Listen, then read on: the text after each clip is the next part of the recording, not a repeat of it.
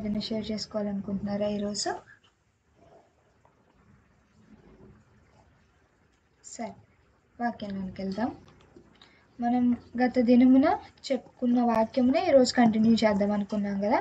నిన్నేం చెప్పుకున్నామో ఒకసారి quick recap చేసుకుందాము. మన మెసేజ్ యొక్క టైటిల్, నీ హృదయమును భద్రముగా కాపాడుకొనుము. దేవుడు మన 4వ అధ్యాయం ద్వారా, సామెతల గ్రంథం 4వ అధ్యాయం ద్వారా యవనులమైన మనందరికీ ఏం చెప్తున్నారు? మీ హృదయమును భద్రంగా కాపాడుకోండి అని చెప్తున్నారు. ఆ విధంగానే మన హృదయం ఎటువంటిది అన్న విషయాలు కూడా మనం చూసి ఉన్నాం. మొదటిగా మన హృదయము ఒక తోట వంటిది అని చెప్పుకున్నాం. ఆ తోటలో మనము ఏవైతే ప్లాన్ చేస్తామో దాని యొక్క ఫలాలే మనం కోస్తామని చెప్పుకున్నాం. రెండవదిగా మన హృదయము ఒక నీటి ఊట లాంటిది. ఆ నీటి ఊట మంచి వైపుకి పయనింపజేస్తే నీటి ఊటలో ఉన్న నీరు తీయగా ఉంటుందని చెప్పుకున్నాం.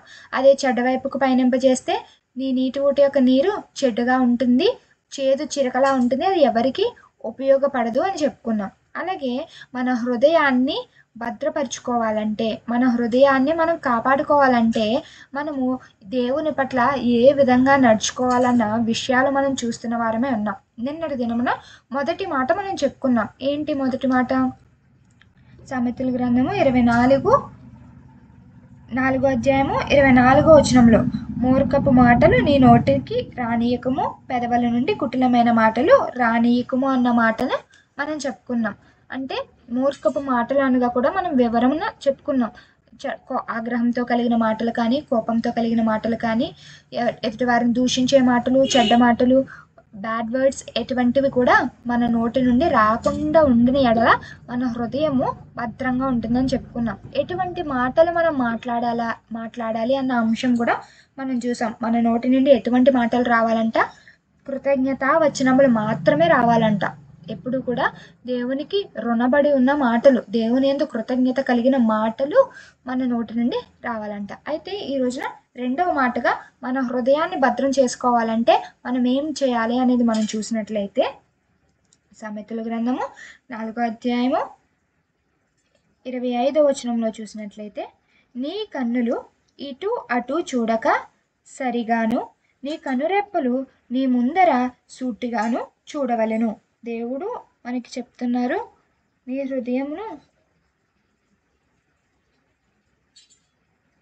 హృదయమును భద్రం చేసుకోవాలంటే, నీ హృదయమును సరిగా నువ్వు చూసుకోవాలి అంటే, సరిగా నువ్వు ఉంచుకోవాలి అంటే ఏం చేయాలంట? మన కన్నులు ఎప్పుడూ కూడా స్ట్రైట్గానే చూడాలంట. ఇటు అటు ఏమాత్రం చూడకూడదంట.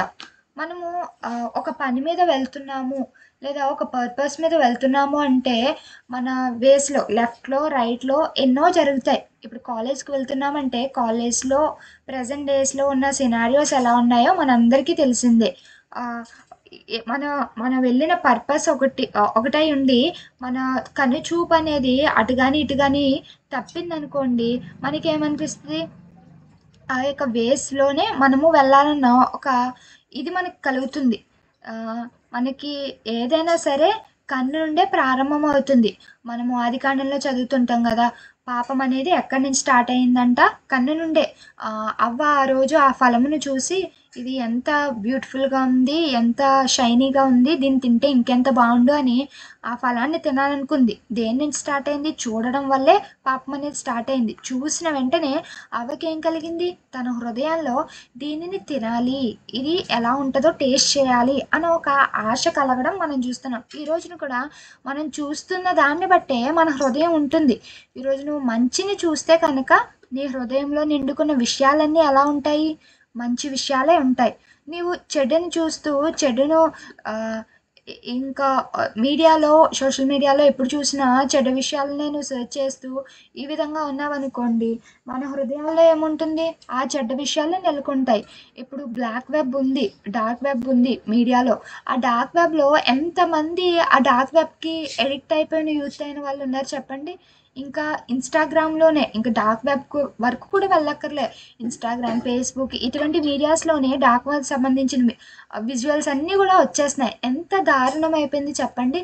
ఈ రోజున బయట జరుగుతున్న సిచ్యువేషన్స్ అన్నీ కూడా దేనివల్ల ఇవి జరుగుతున్నాయంటే మన కళ్ళతో చూసిన దాన్ని బట్టే.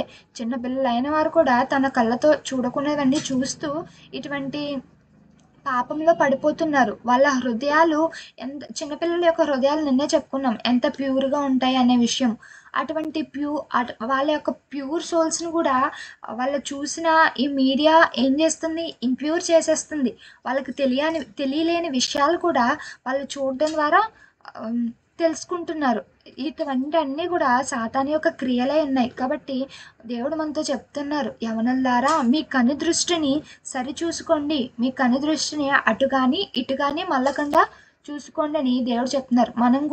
మనం చూచిన దాన్నే ఆశిస్తాం. ఎవరైనా ఒక బ్యూటిఫుల్ డ్రెస్ వేసుకున్నారనుకోండి, దాన్ని చూసి అబ్బా ఈ బ్యూటిఫుల్ డ్రెస్ నాకు కూడా ఉంటే బాగుండు కదా అనిపిస్తుంది. అంటే కారణం నువ్వు చూసి దాని గురించి నువ్వు ఆశపడి నీ హృదయంలో ఇది నాకు కూడా ఉంటే బాగుండు అని అనుకుంటున్నావు అంటే గల కారణం నీ కనుదృష్టి.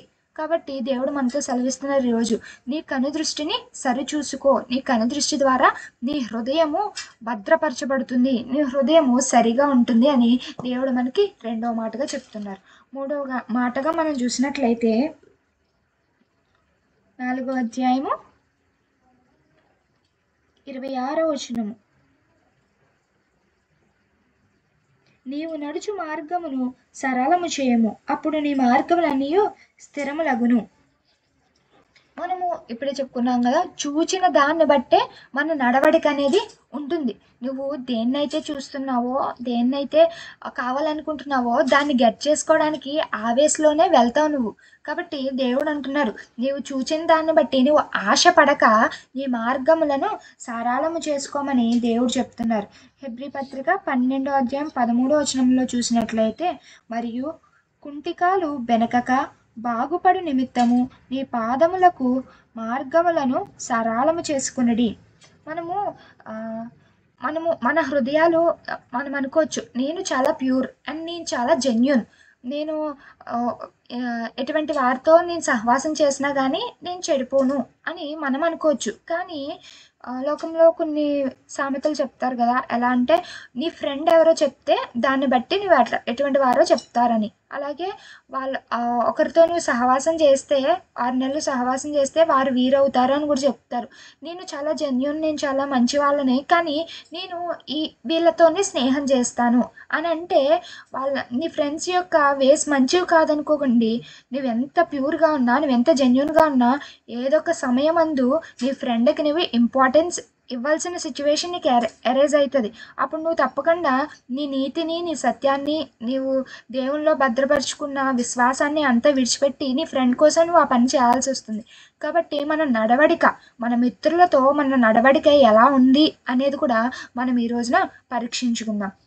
4వ మాటగా మనం చూసినట్లయితే సామెతల గ్రంథము 4వ అధ్యాయం 27వ వచనం, నీ కుడి తట్టుకైనను ఎడమ తట్టుకైనను తిరగకము, నీ పాదమును కీడునకు దూరముగా తొలగించుకొనుము.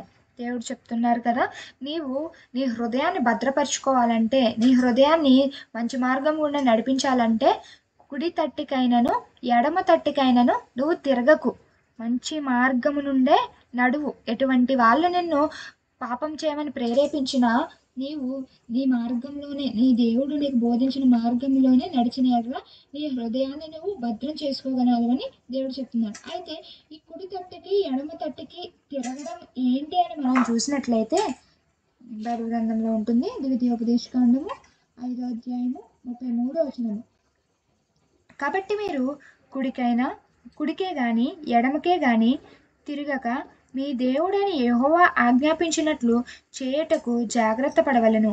మీరు స్వాధీనపరచుకొనబోవు దేశముల్లో మీరు జీవించు మేలు కలిగి దీర్ఘాయుష్మంతులగునట్లు మీ దేవుడని యెహోవా మీకు ఆజ్ఞాపించిన మార్గములన్నిటినీ నడుచుకొనవలెను. ఈ కుడిమికి కానీ ఎడమకి కానీ తరలిపోవడము లేదా తప్పిపోవడము అనేది ఎటువంటిదంటే, దేవుని గురించి అంతా ఎరిగి ఉండి, దేవుడు నీకు ఎలా నడుచుకోవాలి అని చెప్పిన విషయాలు కూడా నీకు తెలిసి ఉండి, నీవు దేవుడి ఆజ్ఞలను ధిక్కరిస్తే అదే నువ్వు దారి మళ్ళిపోయినట్టు. అదే నువ్వు కుడికి కానీ ఎడమకు కానీ తిరిగిపోయినట్టు. దేవుడు మనకు చెప్తున్నారు. నీవు ఇప్పుడే చదివాం కదా వాక్యంలో, ద్వితీయోపదేశకాండము 5:33లో, నీవు కుడికి కానీ ఎడమకు కానీ తిరగకు.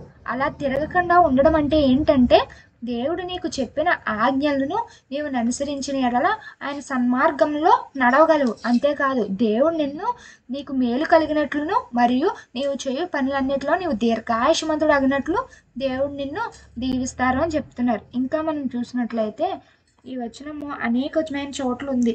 ద్వితీయోపదేశకాండము 17:11లో, వారు నీకు తేటపరచు భావము చొప్పున వారు నీతో చెప్పు తీర్పు చొప్పున నీవు తీర్చవలెను.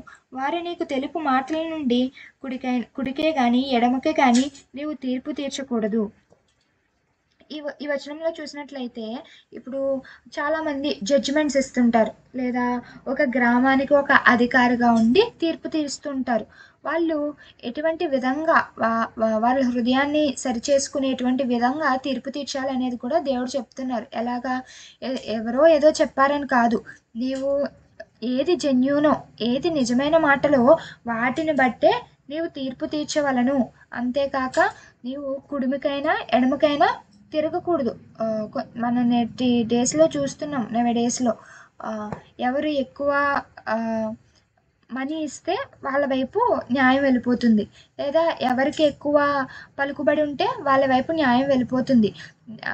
న్యాయం తీర్చేవారు ఎప్పుడూ కూడా ఎలా ఉండాలంట, కుడిమికి కానీ ఎడమకు కానీ తిరగకుండా న్యాయమును తీర్చువారే ఉండాలంట. అయితే దేవుడు, యవనస్తులారా మీ హృదయాన్ని భద్రపరచుకోండి అని దేవుడు ఈరోజు మనందరికీ సెలవిస్తున్నారు.